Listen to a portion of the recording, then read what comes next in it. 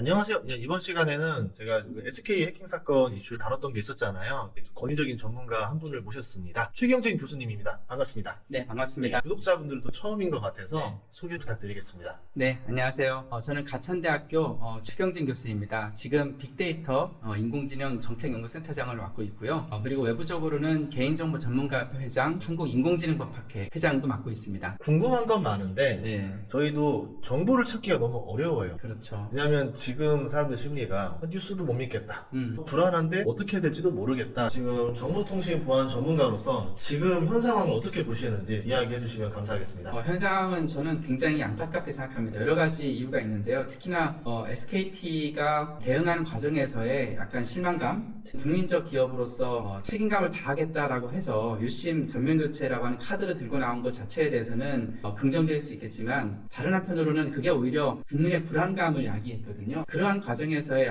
어떤 대응이 세밀하거나 정밀하게 되지 않은가라는 아쉬움이 좀 있고요. 국민들께서 불편함이 없게 유심을 교체할 수 있게, 그러니까 유심런이 없도록 쭉 줄 서가지고 대기하고 대기편을 받고 또 못 받으면 돌아가고 이런 과정이 없이 충분하게 유심 칩이 확보된 상태에서 이런 발표가 있었으면 국민들께서는 혼란이 없었을 것 같거든요. 근데 뭐 유심칩이 구하기가 그렇죠. 네, 뭐 그거는 물리적으로 맞습니다. 네. 그래서 어떤 기술적인 대응에 의해서 충분히 가능한데, 예를 들면 유심 보호 서비스나 FDS 등을 통해서 충분히 안심하고 기존처럼 쓸 수 있음에도 불구하고 정말 걱정하시는 분들을 위해서 교체해주겠다라고 하는 카드를 들고 나온 건 좋았는데, 이걸 하기 위해서는 준비가 돼 있어야 된다는 거죠. 유심 칩을 가입자가 지금 엄청나게 많은데 40, 50% 이상의 유심을 확보한 상태에서 그걸 계속 공급해오면 되니까요. 그런 상태에서 이런 서비스, 이런 걸 발표를 하고 이 대책을 순차적으로 해나가면 한 번에 모든 국민들이 교체하러 오진 않거든요. 그래서 이러한 이제 불편함이 없게끔 하는 세련된 좀 접근을 했으면 덜 혼란이 있지 않았을까 하는 측면에서 저는 SKT에 개인적으로 실망감이 있긴 하고요. 또 한편으로는 그것과 함께 전문가들 또는 비전문가들이 함께 유심 정보의 위험성에 대해서 유심에 대한 어떤 추상적인 접근, 특히나 유심 정보는 사실 구체적인 파트는 아닌데 그 중에 가입자가 생성하거나 이용하는 정보 말고 그건 이번 건과 전혀 관계가 없고요. 가입자가 실제로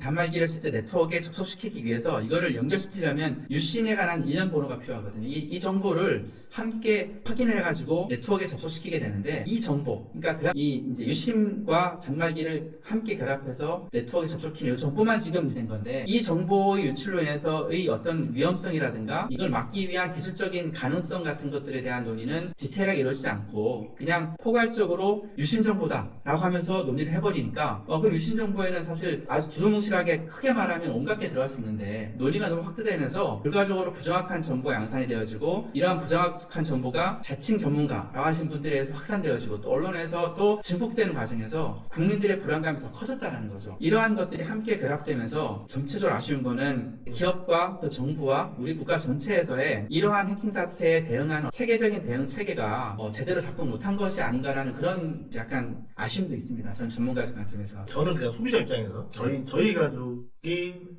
다 쓰는 돈이 한 100만 원 됩니다. 월 100만 원 정도 되는데 네. 지금 어떤 게 진실이고 어떤 게 믿을 수 있는 정보인지를 구분을 못 하겠어요. 이게 생소한 내용이다 보니까 뭐 찾아서 알 수 있는 정보가 있는 것도 아니고 기술적으로 설명이 됐으면 좋겠는데 심플하게 딱딱딱 어떤 게 나갔고 어떤 거는 정보가 해킹되지 않았기 때문에 절대로 유출될 수 없다. 이렇게 네. 기술적으로 깔끔하게 설명해 줬으면은 이런 거를 빠르게 대처를 못 해줬던 게 좀 안타깝지 않나. 그래서 제가 모신 거예요. 많은 사람들이 불안해하는데 기술적으로 설명을 해달라. 이게 뭐가 문제고 뭘 어떻게 우리가 대처를 해야 되는 건지, 그래야 우리가 피해가 없는 건지, 이런 얘기들을 유튜브에서 풀어주면 좀 좋지 않을까 해가지고 생각해봤습니다. 정말 좋은 것 같습니다. 예, 그러면 이번에 SK 해킹 사건 주요 쟁점을 어떻게 봐야 될까요? 사실 이번 쟁점은 두 가지 측면이 있는 것 같습니다. 하나는 정보보호, 우리가 소위 말하는 시큐리티라고 하는 정보 보안의 측면이 하나가 있고요. 또 하나는 개인정보 보호라는 측면이 있습니다. 우리가 보통 이제 정보보호라고 얘기를 하면 이 두 가지가 사실 매우 밀접하기 때문에 하나처럼 생각을 하는데, 실은 두 가지가 오버랩된 면도 있지만 좀 다르거든요. 그런데 이번 이슈는 어떻게 보면 시큐리티 측면도 있으면서 아주 일부, 아주 미약하긴 하지만 개인정보 보호 이슈도 있습니다. 그런데 사람들이 이 두 가지에 대해서 접근하는 방식이 다릅니다. 시큐리티가 깨진 거에 대해서는 사람들이 그렇게 큰 위기의식을 느끼지 않거든요. 침해가 발생했다고 하면 아무리 작다 하더라도 사람들에게 가해진 어떤 불안감 같은 거는 클 수가 있거든요. 그래서 두 가지는 다른 접근 방식이 필요합니다. 그리고 사실 앞서 말씀드린 보안 시큐리티 이슈는 결국은 보안적인 대응으로 대부분 다 해결 가능하거든요. 개인정보 이슈로 넘어가게 되면 조금 다를 수 있습니다. 근데 이번 이슈는 시큐리티 이슈가 훨씬 더 강한 거고 유심 자체에 대한 정확한 이해만 한다면 기술적으로 얼마든지 대응이 가능한 것이었기 때문에 실제로 많은 국민들이 걱정하시는 것처럼 개인정보가 다 틀렸다 와 같은 이런 어떻게 보면 전문가 입장에서 봤을 때는 이해하기 어려운 그런 얘기들이 실제로 비전문가이신 국민들에게 전달됨으로 인해서 이런 문제가 증폭된 게 아닌가 생각을 합니다. 왜 그런 게 있었냐면 이게 어디까지 나갔는지 모르잖아요. 어떤 정보가 나왔습니다. 몰라요. 어느 정보들이 나간 거예요? 일단 그 말씀을 드리기에 앞서가지고 최근에 일련의 사태를 보면서 가장 제가 안타까웠던 것이 뭐냐 하면 언론 기사에 보면 모두 다 예외 없이 유심 정보라고 하는 표현으로 쓰고 있거든요. 근데 사실 전문가분들이 조금만 디테일하게 말씀을 하셨으면 기자들이나 혹 어떤 이제 외부 국민들이 물어보실 때 유심 정보가 나갔는데 이게 과연 안전할까? 라고 물어보면 그 유심 정보는 사실 굉장히 다양한 정보로 구성되는데 정보의 어떤 중요성 내지는 또 이게 실제로 피해 야기 가능성 같은 것들 고려하면 이제 좀 다르거든요. 그런데 이런 고민 없이 그냥 유심 정보라고 하는 단어만 가지고 포괄적으로 서로 얘기가 왔다 갔다 하던 그런 정보들이 유통되면 국민들 입장에서는 불안할 수밖에 없는 겁니다. 두 번째 이제 말씀하신 본론인데요. 그러면 유심 정보는 뭐냐? 크게 두 가지가 있어요. 쉽게 설명을 드리면 핸드폰을 사시면 유심을 끼우거든요. 끼우고 나면 내가 산 단말기와 네트워크 서비스를 제공하는 이번 같은 경우는 SKT가 있을 텐데 이 통신사와의 사이에서 내 단말기를 붙여야 돼요. 이걸 연결하는 과정에서 망을 접속하는 과정에서의 이 단말기가 통신사의 가입 단말기라는 걸 확인해 줘야 되거든요. 이 단말기를 인증하는 정보가 있어요. 가입 정보인 거죠. 요 정보가 따로 하나가 있고요. 또 하나의 정보는 휴대폰을 쓰는 과정에서 이제 선택에 따라 달라질 수도 있는데 예를 들면 제가 주소록을 저장하고 싶은데 주소록을 클라우드에 저장하시는 분도 있고 아니면 주소록을 다른 어떤 저장장에 저장하시는 분도 있고 아니면 유심을 저장할 수도 있죠. 중요한 거는 이런 정보들의 셋이 어딨냐 하면 휴대폰 안에 들어있는 유심 안에 들어있다는 거죠. 그런데 이 단말기가 특정 회사의 가입 단말기라고 확인하기 위해서는 이 정보 중에 이용자가 일단 생성한 정보 말고 단말기를 인증하기 위한 정보 있을 거 아니겠어요? 대표적인 게 이제 바로 여기서 말하는 가입자 관련 유심 일련 정보가 있는데 이 정보를 그 통신사 서버에다 저장을 해야 된다는 거죠.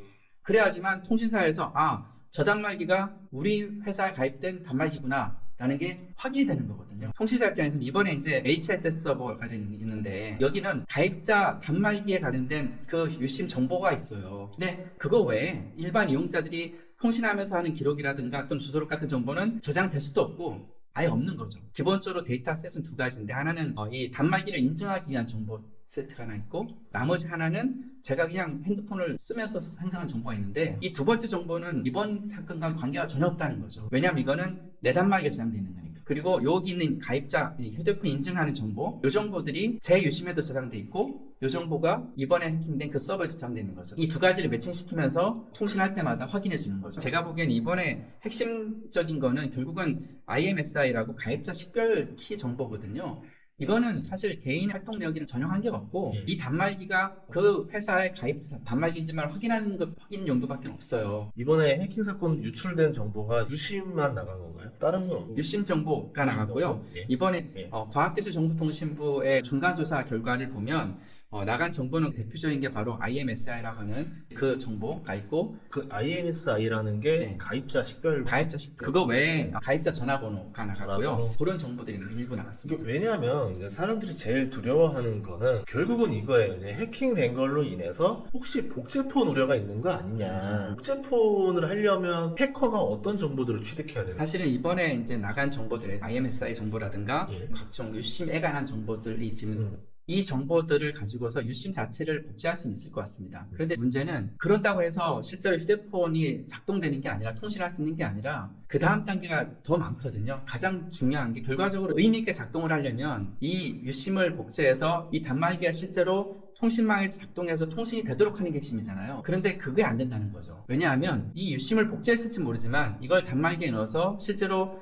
통신사에게 붙이려고 하는 네트워크에 붙이려고 하는 순간 네트워크에서는 이상 징후를 확인할 수 있거든요. 이상 징후를 보거나 아니면 여러 가지 요소들이 있는데요. 그런 요소들을 예를 들면 마지막 휴대폰을 꺼지는 장소와 너무나 다른 곳에서 휴대폰이 새롭게 켜졌다거나 그 단말 장치가 정보가 다른 것도 중요한 거겠죠. 이렇게 다양한 요소들이 있어요. 그러면 이거를 이상징후로 확인해가지고 이거는 도저히 사기적인 거 아닌 이상은 정상적인 접근이 아닌 것 같다. 그러면 차단하는 시스템이 있습니다. 이게 FDS라고 하는 거죠. 예전에 제가 네이버 같은 거 네. 로그인할 때 갑자기 중국에서 로그인 시도가 있었는데 너 맞니라고 확인해보는 거 한번 똑같은 겁니다. 네. 그런 걸 FDS라고 맞습니다. 하나요? 이 FDS는 우리가 많은 곳에 쓰이는데 통신사에서도 쓰이고 있고요. 또 비슷한 구조 카드를 갑자기 해외에서 쓰면 차단되거든요. 이런 것들도 FDS라고 하고요. 이런 식의 시스템들이 통신사에 지금 마련되어 있습니다. 그래서 1차적으로는 FDS 시스템을 통해서 이상 징후가 발견이 되면 바로 차단이 되기 때문에 실제로 복제된 유심을 단말기에 끼워서 접속을 하려고 하더라도 안 될 가능성이 매우 높고요. 설사 거기서 이제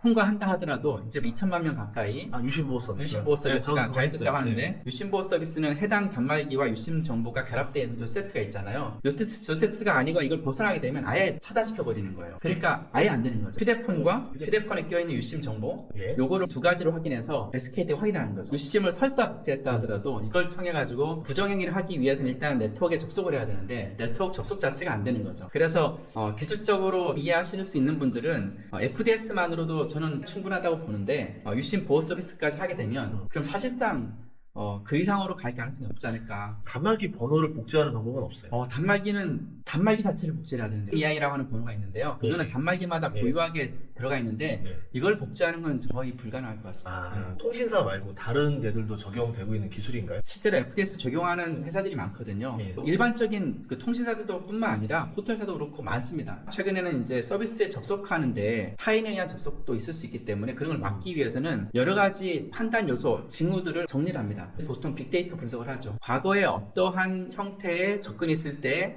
그것이 부정한 접속이었는지를 확인하는 여러 가지 요소들이 있잖아요. 네. 뭐 예를 들면 지역이 전혀 다르다든가 단말기 정보가 너무 달라졌다든가 최근에 어떤 활동 같은 거라든지 대표적인 나라가 다르거나 지역이 다른 거 갑자기 신용카드를 여기서 썼는데 제가 다음날 몇 시간 안 지나가지고 갑자기 해외 나가서 카드를 긁어요. 그러면 일단 카드 결제가 안 됩니다. 그럼 저한테 연락이 오거든요. FDS에 걸린 거죠. 그러면 전화를 해서 제가 진짜 결장이 맞다는 걸 소명을 하고 난 다음에 다시 해제시켜 주거든요. 이런 식의 요소들이 많습니다. 그렇기 때문에 대부분의 사기적인 접속은 아마 막혀지지 않을까. 유심 보호 서비스 같은 것까지 하게 되면 실제 유심 활용해서 클로닝 하는 거는 전혀 불가능하다고 생각됩니다. 복제폰 사례 같은 것들은 있었나요? 복제폰 사례는 있어요. 특히나 물리적인 복제는 있습니다. 유심을 가져다 유심 자체를 복제하는 거예요. 스파 영화 같은 데 나오는 것 중에 유심 같은 경우를 소장님 핸드폰을 잠깐 합쳐다가 유심을 빼가지고 하드웨어적으로 복제하는 거예요. 그대로. 그래서 복제하면 똑같은 게 생기는 거잖아요. 그래서 이걸 제가 쓸 수도 있는 거죠. 근데 이거는 지금하고 전혀 관계가 없는 거죠. 그쵸. 과거에 어떤 모 통신사의 경우에도 이 유심 정보 출된자 그때는 지금보다 심각했습니다. 왜 심각했냐 하면 국민들께서 걱정하시는 건 개인정보 이슈도 걱정하시지만 대부분 다 이제 가입자 식별 정보이지 그 외에 이제 추가로 이제 걱정됐을 건 휴대전화 전화번호 정도거든요. 근데 그 당시에는 그 외에 상당히 다양한 개인정보가 다 나갔어요. 그럼에도 불구하고 그때 실제로 유심 복제에 의해서 피해가 발생됐다는 건 지금까지 보고된 바가 없었거든요. 만약에 그런 일이 있다면 규제당국에서 가만히 안 있었을 테고 실제로 무엇보다 가입자, 국민들이 가만히 안 계셨겠죠. 그렇기 때문에 실제로 유심 복제를 통해서 피해가 발생했다. 특히나 통신사 유심 정보 유출 내에서 발생됐다고 하는 거는 지금까지는 그런 사례를 찾아보기 어려운 것 같습니다. 이 FDS 기술이 적용된 게 언제부터? FDS가 이제 적용된 게 2022년도에 특정 통신사의 가입자 중 일부가 갑자기 휴대폰이 먹통되면서 실제로 가상자산 거래가 부정적으로 이루어진 결의가 있었어요. 이것이 이제 확인되면서 경찰청 사이버 수사대 이걸 발견해가지고 통신사와 함께 이제 이 FDS라는 것을 구축하게 된 거죠. 그러니까 지금 한 3년 정도 얼마 안 됐네요. 네, 그렇죠. FDS라는 게 원천적으로 방어를 해주고 있는 그렇죠. 상태. 1차적인 차단막을 해주는 거죠. 그리고 2차 차단막이 유심 보호 차단 서비스를 하면은 확실하게 2차 되는 차단이 거죠. 확실하게 된다. 맞습니다. 그럼에도 불구하고 완벽하게 완전히 문제를 없애고 싶다라고 하시면 결국은 유심을 교체하는 거거든요. 유심을 교체하게 되면은 유심 번호가 바뀌는 거잖아요. 그러면 해킹된 번호와 이제 내가 새로 바뀐 번호이기 때문에 일치하지가 않는 거죠. 그러면 이거 어떻게 하면 이게 3차 방어가 되는 개념이 유심을 교체하면 이제 기존의 유심을 못 쓰는 거죠. 기존 유심으로 접속 자체가 안 되는 거죠. 1차 방어 FDS, 2차가 유심 보호 차단 서비스, 그렇죠. 3차가 유심 교체. 맞습니다. 이제 많은 사람들이 우려하는 거는 이제 가장 큰 우려인데 금융 서비스. 예를 들어서 내 은행 복제폰을 만들었다. 1번 복제폰을 만들고 그걸 가지고 예를 들어서 간편 비밀번호로도 넘길 수 있는 한도 같은 게 나오잖아요. 그렇죠. 그럼 그런 식으로 해서 내 돈이 넘어가는 거 아니냐? 이 우려가 지금 제일 컸었거든요. 가능한 건가요? 제가 보기에는 불가능하다고 봅니다. 왜냐하면 대한민국의 금융 시스템을 우리가 조금만 안다면 이건 불가능하다고 다들 판단할 수밖에 없는 게요. 기존에 이용해왔던 서비스들을 잘 들여다보시면 실제로 유심에 있는 이러한 이제 유심 단말기 번호라든가 이걸 통해서 금융 거래를 하는 게 아니고요. 이 단말기가 해당 통신사에 접속할 수 있는지만을 확인해 주는 거기 때문에 그 다음 단계에서 결제까지 가거나 아니면 금융 거래까지 가려면 특정 금융사에서 제공하는 인증서라든가 거기서 요구하는 인증 수단들이 있습니다. 네. 그런 수단들을 거쳐가지고 비로소 접속을 할 수 있고 그 서비스에 이제 접속해서 해당 금융 서비스인 거죠. 접속한 다음에 자금이체라거나 또는 카드 결제를 하기 위해서는 또 이거는 국민 여러분들만이 알고 계시는 비밀번호라든가 아니면 OTP라든가 공동인증서라든가 이런 추가적인 다양한 형태의 인증 절차를 거쳐야지만 금융거래가 이루어집니다. 근데 그게 없이도 간편 비밀번호로 넘어가는 경우 그게 없는 거죠. 그게 이번 사태랑은 전혀 관계가 없는 거죠. 간편 비밀번호를 안다 하더라도 간편 비밀번호를 또 실제로 쓰기 위해서는 그 전 단계에서 이 앱을 깔고 앱에 대한 기초 인증을 해놔야 되거든요. 근데 근데 그 앱? 해외 넘어갔을 때 해외 유심을 꽂잖아요. 네네. 간편 비밀번호만 누르고도 넘어가지지 그건 않는다라는 안 거죠. 되죠. 네네. 애초에 유심이 달라졌기 때문에 네네. 거기서 다시 한번 인증을 추가로 넣어야 된다. 그렇죠.